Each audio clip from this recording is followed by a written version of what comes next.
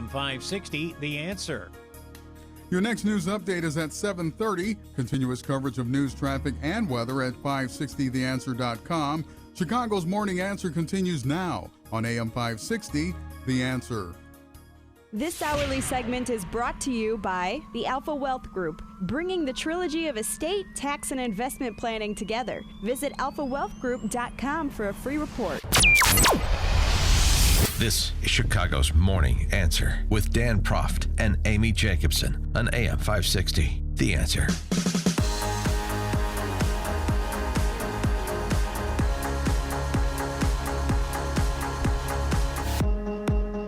Top of the morning, Dan and Amy. Well, this is just sad. I mean, it was only the other week where Creepshow Joe Biden was riding high, sporting his friendship bracelet with Obama on Best Friends Day hashtag. Yeah, they look like a newborn baby bracelet. Everything was coming together. There was a lot of love in the air. And now he and T-Bone Booker are arguing about who likes black people the most. You know, I got an idea. Maybe we could have Warren Wilhelm Jr. adjudicate this squabble. Yeah. Well, apparently this started, he was at a fundraiser and Biden talked. He said he never called me boy. We were talking about this former segregationist senator. And he said he never called me boy. He always called me son. At least there was some civility. We got things done. We didn't agree on much of anything, but we got things done. Yeah. And that has created a lot of angst in D.C. right now. Right. How could you have been civil to a segregationist? Right. Here's Joe Biden. Are you going to apologize like Cory Booker has called for? What? Cory Booker's called for it. He's Cory asking should you to apologize. He knows better. There's not a racist bone in my body. I've been involved in civil rights my whole career. Period. Period.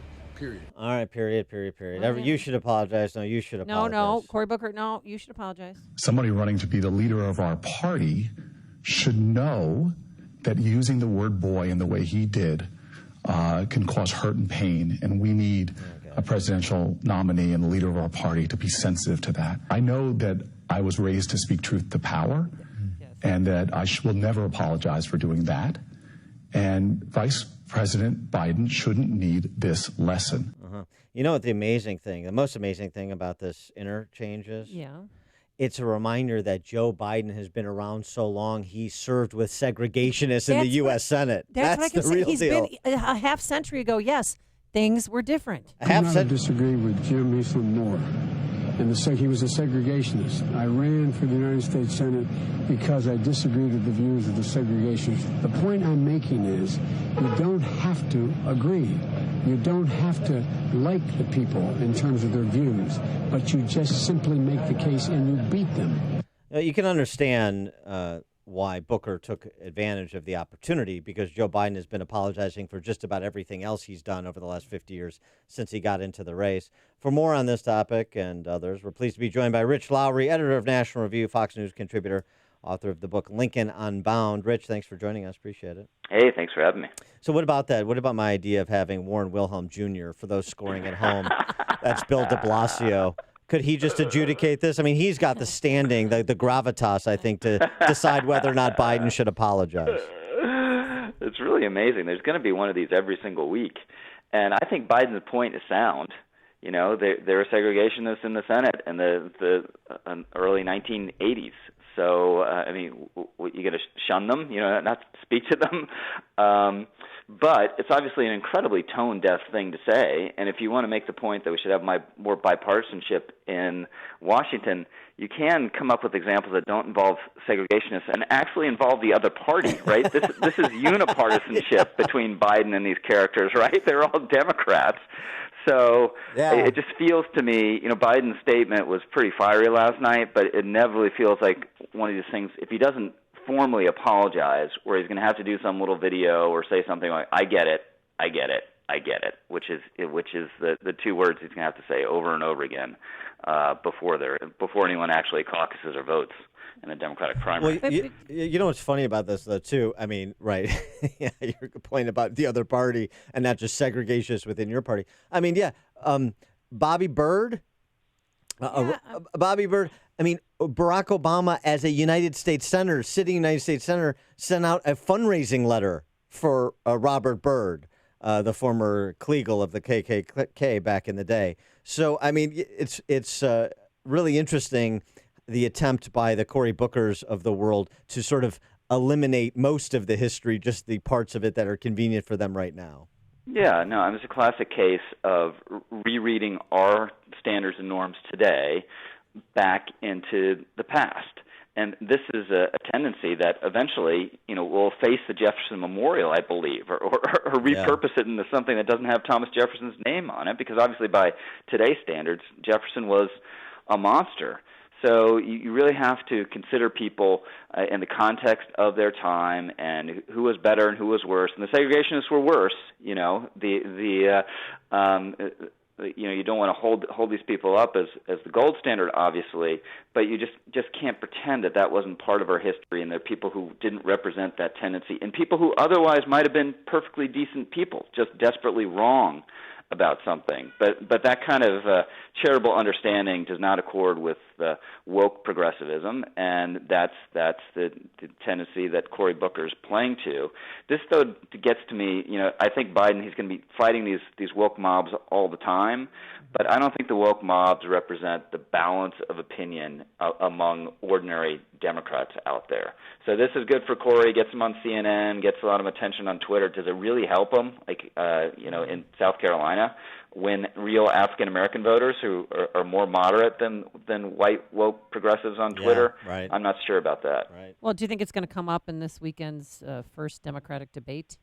Oh, I think definitely. Booker and Biden are separate nights, so there won't be a direct clash, but it'll certainly be something that Biden has to have an answer for.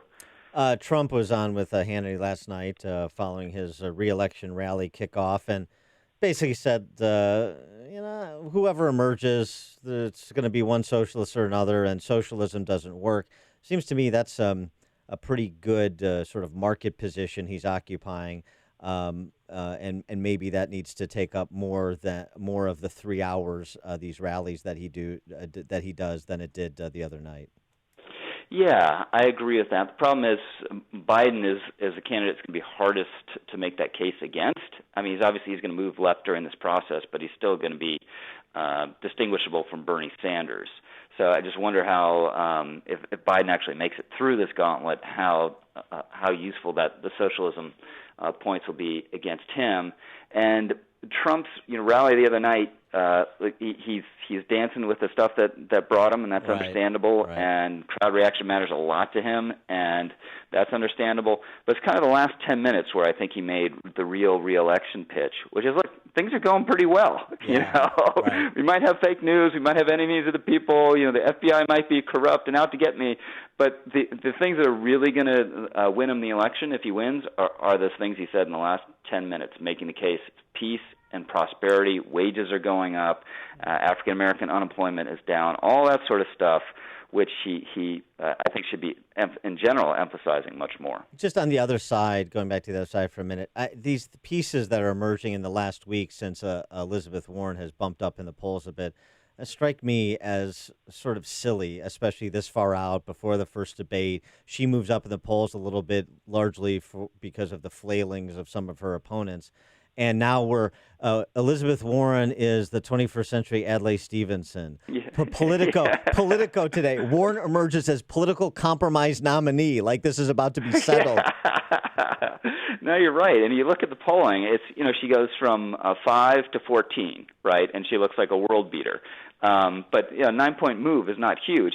It just seems huge because the field is so small and everyone's so bunched up at low numbers. Same thing with Buttigieg. He goes from 3 to 9, and he's the greatest thing since sliced bread in Democratic politics. So I would just say it's really fluid.